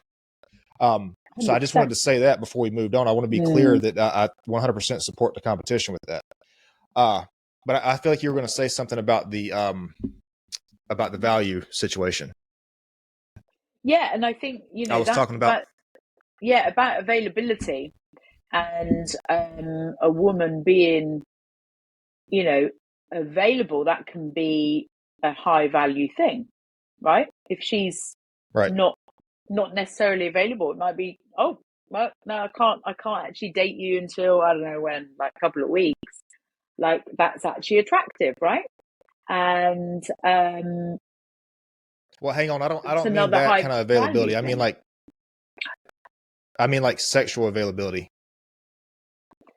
Yeah, and that's a big topic. But we were talking about Oh yeah. the availability thing. You mentioned, I think you were talking about like personal availability. I was talking about like sexual availability. I Yeah. understand. And yeah, we were going to dive into that, and I think it's a very interesting topic. So this is essentially what I've written a book about, Hmm. uh, and how. So I've talked a little bit about how I recognised I was carrying a lot of sexual shame, and Right. actually part of my journey and in dating. So I've basically my whole book is about my whole dating journey and how I've really owned my sexuality. And that has really caused me to let go of a lot of beliefs that I was carrying around sex. And I've actually dated in a very sex positive community. Like, that's where I've actively dated. Mm-hmm. And so what I found in that experience is, you know, there's been guys that I've dated who've been in open marriages and relationships, and then there is this, like, you know, abundance of love available, and there's multiple partners involved, not necessarily all in one go, but like, there was one guy that I was dating, and yeah, had an open marriage, and I was dating him alongside his marriage. And yeah, it was a really big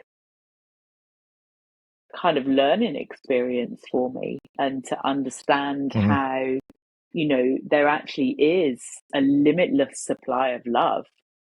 And just because we're in a relationship and a partnership and we might be married, that doesn't mean to say that we can then fall in love with someone else. And that was very much their kind of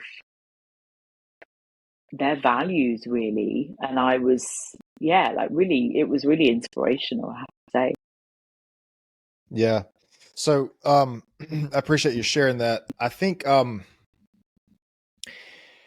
sexual availability and, like, well, first of all, I think this is something that has to be talked about between the two people. You know, just like everything else that we've talked about, Mm-hmm. if it works for you, if it works for your partner, that's okay, and it should be okay, and there should be no problem. Like, nobody should be, you know, there should be no judgment for that, and that, because that is okay. But I think specifically what I'm talking about is, like, when I say availability, I'm talking about, like, in a situation where there is no filter. So, like, in other words, you know, these people that do OnlyFans, they're not filtering out who can see them and who can interact with them or whatever. I mean, yes, they might be able to block somebody or whatever, report them or whatever it is, but there's no filter on that. Basically, anybody who pays the price gets whatever that is of value. The same thing with social media. Anybody who wants to contribute that validation or that support or whatever it is, they, unless they're blocked or whatever, which there's not a lot of that going on, it looks like, it's like there's no filter, there's no screening process. I think that's very different than having, like, than having a relationship with somebody, whether it's open or, you know, whether it's anything other than monogamous or whatever, you know. Yeah, it's coming And so, from a but, place like, of consciousness. right. Because I mean, I don't know how else other to explain this. Like, if you are in a situation and you're putting yourself online like this, whether it's OnlyFans, social media, or if you're not filtering the people, I can't imagine somebody doing this, but if you're not filtering the people who come to you and can be with you physically in person, I don't know how else to say it other than that just takes away value. I mean, the reason that gold has a value is because it's limited. There's only so much gold in the earth. You can't go make more gold. You can mine it, you can do things, but you can't just go create gold. It's a scarcity thing. There's a limited. It's limited. And so I think the same philosophy applies. If what you have and what you offer is available to everybody, by definition, that's gonna take the value away from it. And also, too, if you're doing that, what you are set, if let me be careful here, because it's going to depend on each relationship. It's going to depend on each person. If the woman or the man, whoever, has an OnlyFans and their partner is okay with that, okay, that's fine. We're going to put that aside for now. But saying if they're not okay with that, and if you continue to do that, what you're saying is that there is something there that you are getting from that you value more than than the respect for your partner. If you're making, you know, a lot of money on OnlyFans and all that, okay, I understand that. That's a conversation that has to be had, that needs to be decided between the couple. That's something for them to decide. But if it's something where you're not making a significant amount of money, or if it's just a social media page, there is clearly something there that you are getting from these pictures or from these, whatever it is that you're putting out there, that is of more value than what your partner thinks. And I'm not talking about just specifically women now. I'm talking about men or women, whoever, whatever. Sure. Yeah. And so, and I don't know, me personally, I think that respect should be on the number one on your list when it comes to your partner, because I think there's a lot of things that fall under respect. I think if you respect a person, if you respect them, if that's your cornerstone, if that's how you start out in the relationship, there is a lot of things that will automatically filter out. There's a lot of things that you won't do or say, or ways that you will act towards a person if you truly respect them. And so I think it starts with respect, and then I think the communication, the love, all that stuff comes after. But I think it has to start with respect. You know, sometimes I get heat for this, but I say things like, a person will not be unfaithful to a person that they respect. They might be unfaithful to a person that they love, but they won't be unfaithful to a person they respect. And then people say, oh, well, if they truly love you, they wouldn't do that. Okay, I get that. But I'm saying, if you respect somebody, you can guarantee that I mean, if they respect you, they're not gonna be unfaithful to you. Respect is huge. You know, respect is really huge, because it's honoring that person, particularly when maybe they are not comfortable with something, you know, and it's respecting their wishes. You know, there's a lot that comes under respect, I think. And yeah, I mean, I have found in my experience, like, guys use that word a lot on social media, not on social media, sorry, on dating apps. And actions are not always aligned, is what I've seen. That doesn't mean that's a belief. Yep. But I agree that is really, really important. And a woman really, you know, that's important for her to see the actions aligning with that. And that's something, you know, that really is a massive turn-off, is when a guy will say, okay, right, would you like to go on a date? And then never follow it through. So the actions never kind of align with the words. And that is a man that potentially, you know, there could be other things going on, right? And he might not want to say to her, actually, I've changed my mind. Or can we, like, actually, I'm not feeling this anymore, or whatever. I personally would always like to close that circle. If I'm not feeling it with a guy, I will very graciously and compassionately step away. But I'll tell them. Yep. I'll tell them. And that's everything. I mean, we don't have that communication anymore. It's so easy for people to ghost people. You know, if they, I mean, exactly. For whatever reason, this kind of thing doesn't happen anymore. Claire, I want to say something before we move too far away from this, because I can tell this might cause me a bit of an issue here. I also say, talking about this, I promise this is the last thing I will say about this. Talking about the OnlyFans situation for a second. I also have said this topic. No, I just want to say this before we move on, because it's because it sounds like I'm contradicting myself if I don't say this. So I have also said that I feel like we, as, you know, people, as humans, man or woman, our personal growth and development should be, I think that should be the number one thing that we're trying to do in our life. Because if you yourself are not put together, you can't give yourself to another person. So if a person feels like OnlyFans or whatever is the way they do that just do what you do, but there's going to have to be a decision that's made between the two partners. That's all I'm saying. So I don't want to contradict myself with saying that not to do this, but then simultaneously say do what's going to promote, you know, just going to improve yourself the most. Okay, so I promise I'm done with that. The respect thing about men being respected. Yeah, no, I get that, man, because, but also too, I don't think that, I think respect is important to a lot of men, or at least they claim it is. But also too, and this is kind of what I was saying about the competition thing earlier, about the competition online. It should not be men should not think that just because they want to be respected, that they are just arbitrarily deserve that respect from the woman they're with. I think they have to do things to earn that respect from their partner.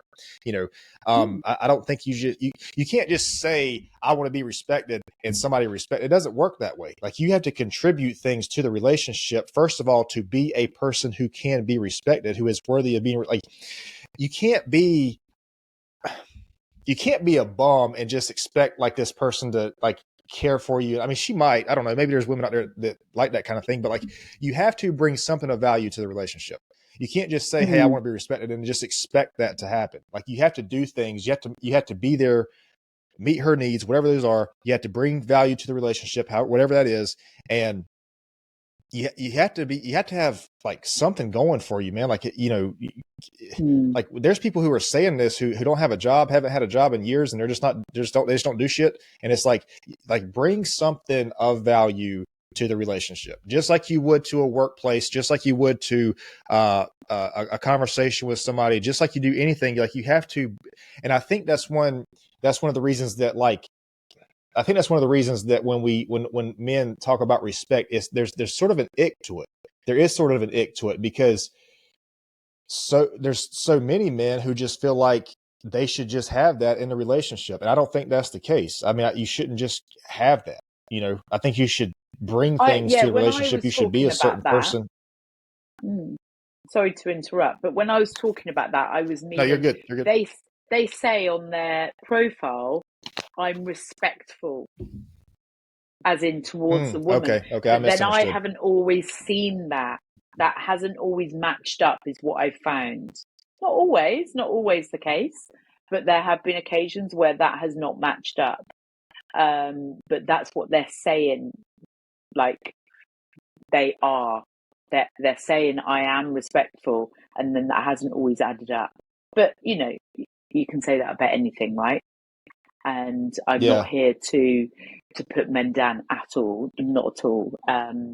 But I can see why women and men, like, this is true for them too, get really sick of dating, get sick of it, and go, oh my gosh, like, because they attract the same people or the same partners, and are not realizing that they're attracting the same kind of patterns and looking at themselves as to why that is. And instead just go, okay, I'm done with it. That's it. I'm going to be single for the rest of my life. And I'm like, how's that working for you? And that might be their choice. There's nothing wrong with that, but they're kind of like choosing it because they are attached to a belief that is, I'm not going to find what I'm looking for. And whatever line they might want to add to that.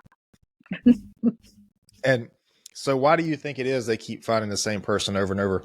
We might have touched on it earlier, but I don't know if there's a different explanation. Why is it that we keep finding ourselves in the same relationship and then eventually get fed up with it? Well, we repeat past relationships. Like, that happens.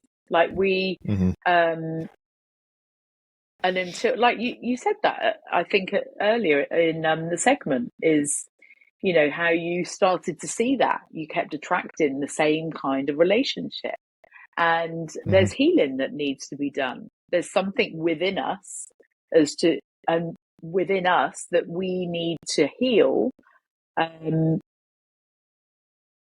then step in a more secure kind of place. And we're always healing, like, we're never one and done, but it's just like having the self-awareness and seeing this, and looking within ourselves, like, why is it that I am attracting this again? Yeah. Well, I know with me, and I'm assuming it's probably similar with other people, when you get out of that little cycle or whatever it is, and you find a healthy relationship, it's like, wait a minute, something's not right here. I mean, it's almost like a shock when you get into a relationship that you feel like is healthy, because for, the past relationships or whatever, it was not like that. And so I guess there's like a transition that needs to be made. When you do find that a relationship is healthy, because you might think things or feel things that are not even there based on, your experience with past relationships. So Exactly. there's got to be a transition, I would imagine. Yeah, because we start to yeah, there is, and it's starting to really look at our beliefs, our thoughts, our feelings, our emotions, and really sit with that. And most people don't do that, so they just like step straight back into another relationship. It's classic, and we've been told like by society, you need to, you know, there's all the steps that you go through in life, and find a partner and get married and settle down, right? We've been Mm-hmm. told. So we end up settling. We have been brainwashed to Yep. settle. And so, yeah, so just really easy to then step into exactly the same.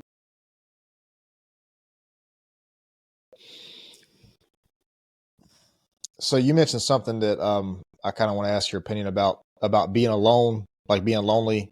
People not being able to be alone in between relationships. You see that a lot, and I'm just curious. Like, is that because what we those people just don't feel? I don't think this is about being alone. I mean, because nobody likes to like fully be alone 100% of the time. I don't think anybody likes that. But what it sounds like, just after this conversation we've had, it sounds like when people jump from relationship to relationship to relationship, it sounds like they don't want to heal what needs to be healed. Yeah, Is that it's a way to uncomfortable. avoid the problem, basically? Yeah, being alone is uncomfortable because when you're alone, right, Mm-hmm. you have a lot more space. Even if you've got kids, like you still have a lot more space if you are not in a relationship dynamic. So when you have space, your shit comes up. Like all your shit comes up and you have space to feel it. Like, and that's how we heal, is allowing that space to feel, and then we can start to heal, get really curious about how we're feeling, allow that to really move through us. But yeah, and I think there's also, a narrative around being on your own, within society. Oh, have you found a boyfriend yet? Have you found a partner yet? Like there is a conversation around that, almost like, as if there's an expectation that you need to rush back into something else and be in a partnership of some sort. And that's just conditioning. But I think it's really empowering to be on your own and to be comfortable in your own skin. Like you really start to get to know yourself in those times, or I certainly have personally. Yeah. I think I think that's something like a superpower, man. If you can be okay by yourself, if you feel like, we have this way of saying that we need things from our partner, but the truth is we want things from our partner because we don't need anything. No, We that's have it. everything that we have everything that we need. We can provide ourselves. Like we don't need another person to fulfill us, or we shouldn't need another person to fulfill us. And so when we say we need something, what we actually mean is we want this thing. But I think We that's desire a it. superpower to I think it's a superpower to just be able to be okay with being by yourself and being alone and just being with your thoughts and just kind of being with yourself. But you're right, that is uncomfortable though. It is uncomfortable to do that. And I can definitely see the relationship with the conditioning too, because I just got into a relationship about 3 or 4 months ago. But before that, I was single and 30, and most of my friends are married or have children or families or whatever, and it's like, I mean, I don't know many people my age who are not married or with children or both. So Yeah. yeah, I definitely see the connection there. Yes, exactly. And it's being, seeing that it's actually social conditioning and deciding actually, is that something that feels true for me and my path? And Mhm. choosing to step away from conditioning is harder than following it. Yep. It really is. And yeah, I mean, it's why most people will stay married. Like, it would have been easier for me to stay married in my 21-year relationship. That would have been easier. That would have been the easiest route. But I recognize like that was just not an option for me anymore. Mhm. But it's not comfortable because it's not what we're taught and it's not what we're shown. But I mean, there's a lot of divorce. Like, don't get me wrong. Like, people get divorced every day, right? But the norm is to stay. So there was something else you said that I wanted to touch on there. Oh shit, I've forgotten it. I don't know what it was. I was talking Oh, about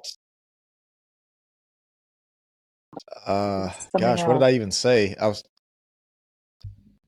I don't even know what I said.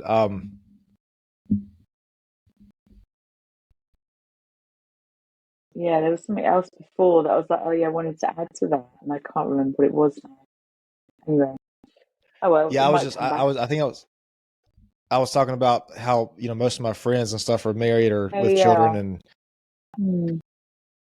No, it wasn't that. There was something else before it. I can't remember what it was now. before that I was talking about being alone, how being alone was a Oh, superpower being and we don't want to. alone. Yes, Yeah. exactly. Yeah, exactly. Um, yeah, it's an empowering experience, but I think most people will avoid it because it's uncomfortable. Mhm. It's uncomfortable.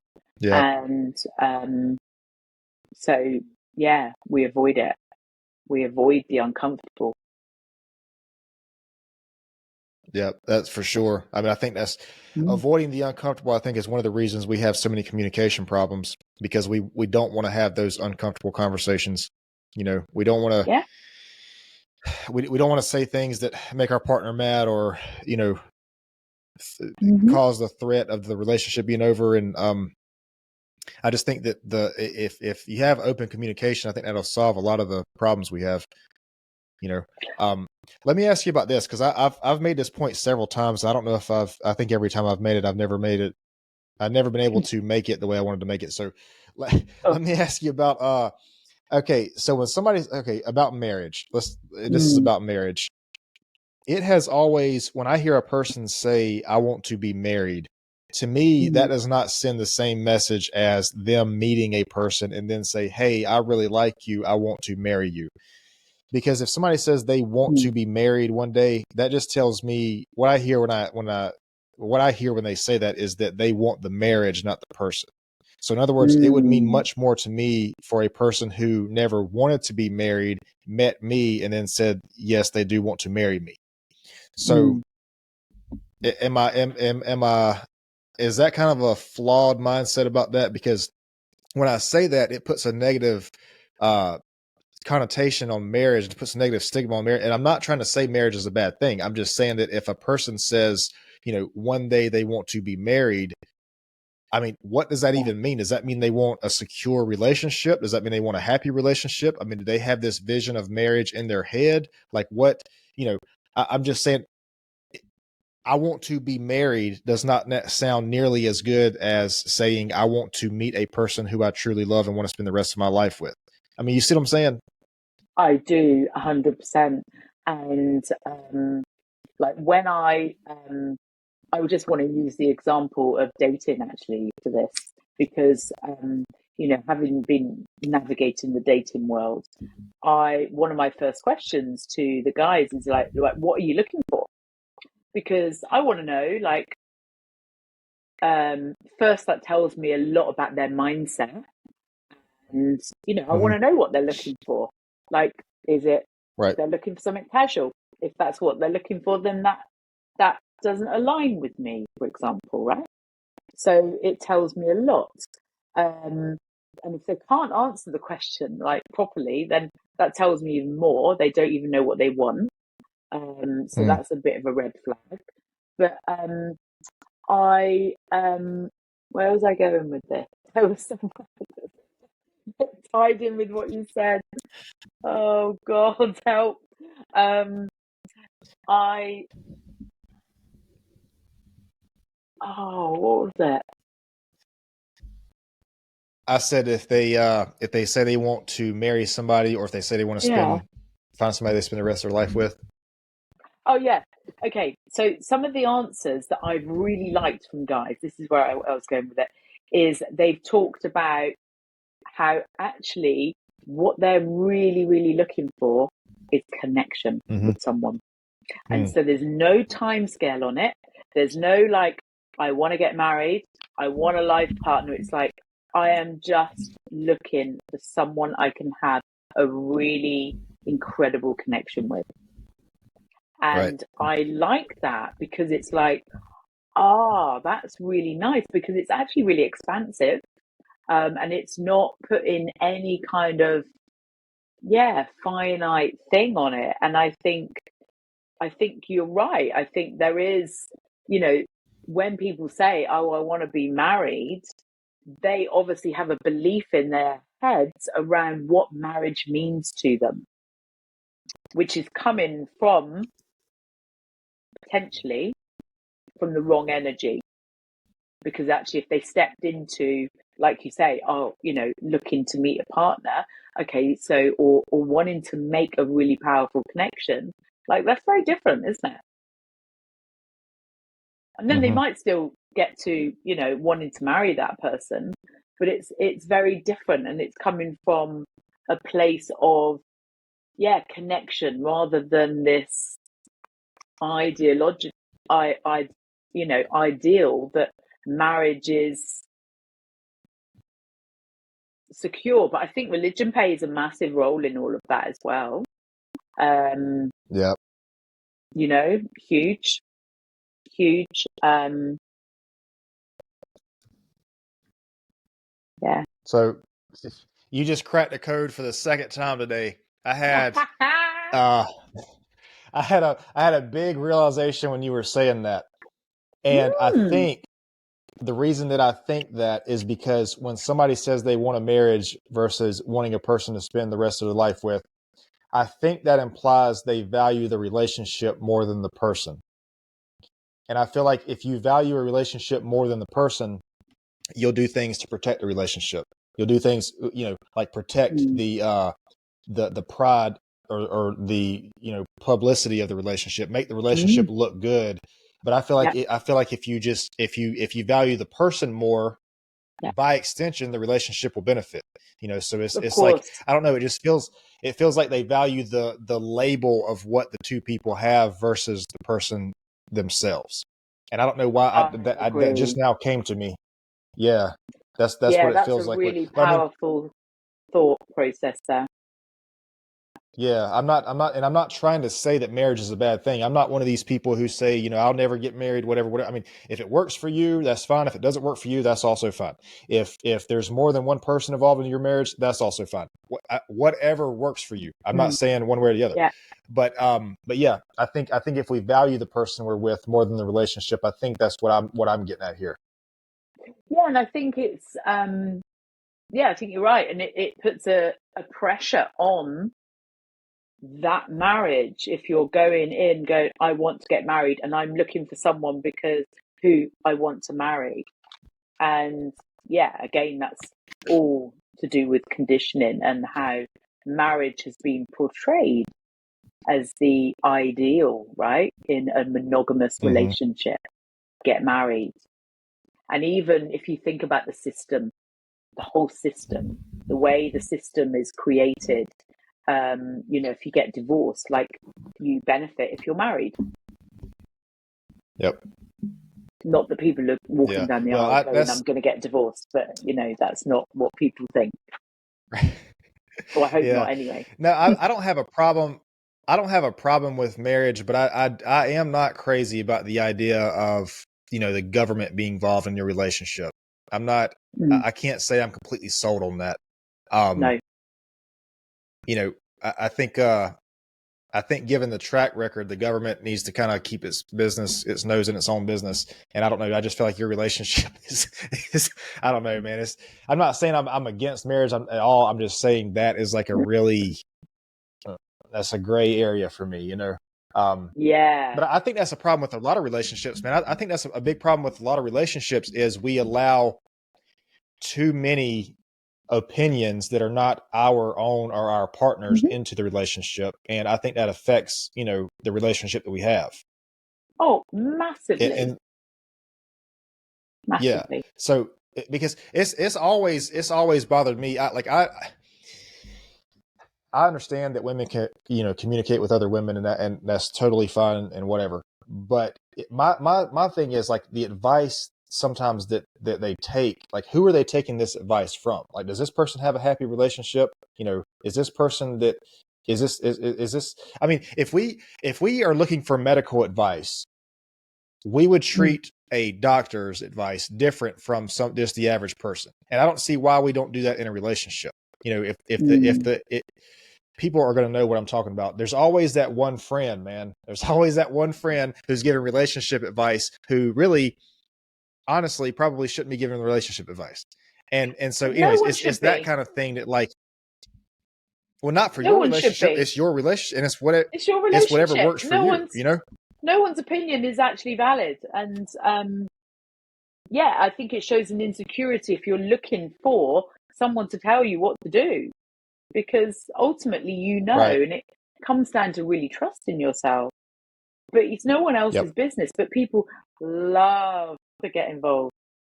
Love to get involved. Absolutely. When you become the Absolutely. divorced woman in the town, you just up the stakes of being talked about. It's like, great, talk about me.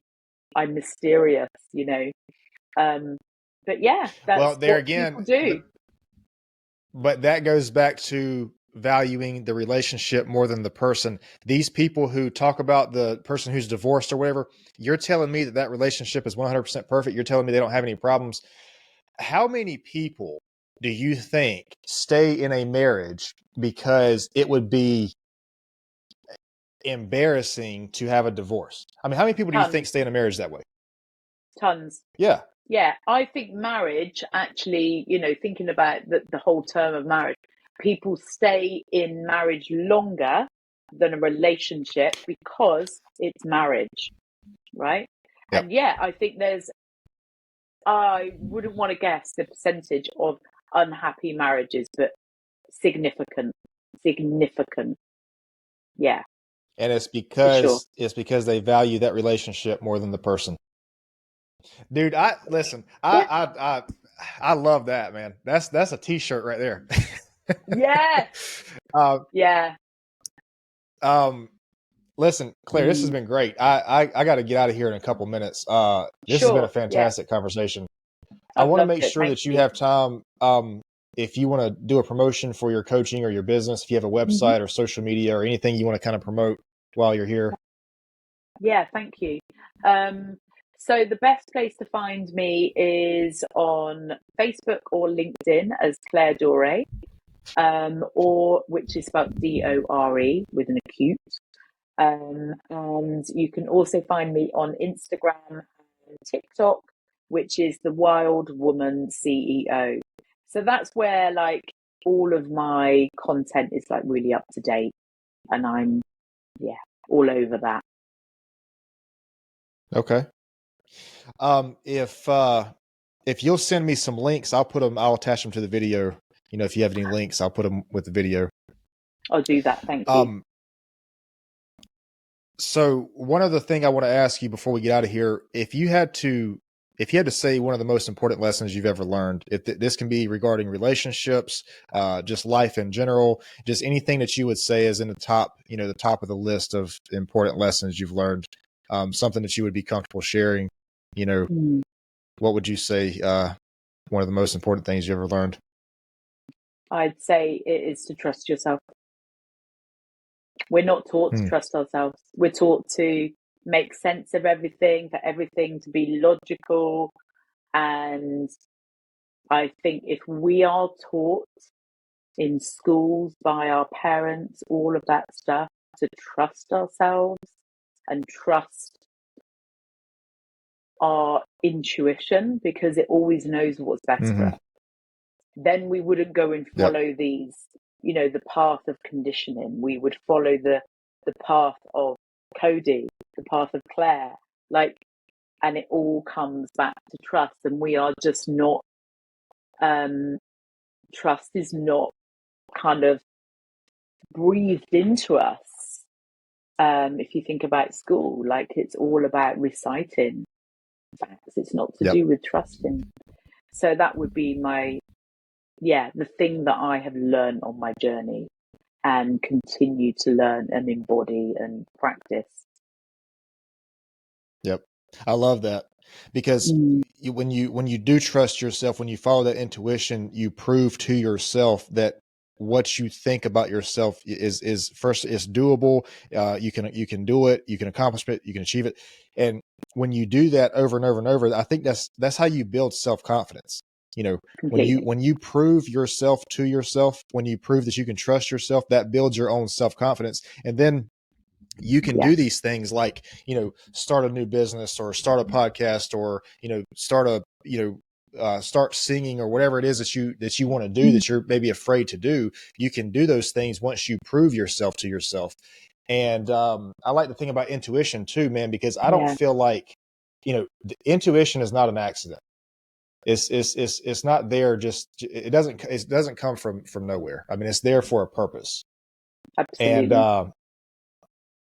And I just feel like the more we put trust in ourselves, the more we prove ourselves to ourselves, the stronger our relationship with ourselves gets, and we can trust ourselves. And then that's how, that is the definition of confidence. 100%. So, I love that. Well, and it strengthens our self-belief, and if we believe in ourselves, we can do anything. Yep. Yeah. That's another thing too, man. It's really easy. I don't know if it's because of the conditioning of the world, but because of the things around us, it's really easy to not believe in ourselves sometimes. We feel like that we're just a really small thing in a very big environment. But I think that the individual ripples that we have are bigger than we think. I think that everybody's life is unique to them. I think no two people live the same exact life. I think that you can have similarities in your life, but the thing that you were given, the battle you were given, the fight you were given with every single other detail in your life, I think that's what makes you who you are.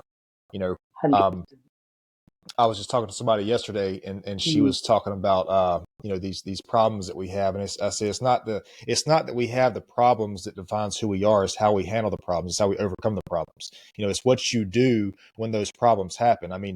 You're not gonna, if you have something come up and you have something hit you basically in life, nobody would blame you for giving up or going to curl up and trying to just get in the fetal position and just let it consume you.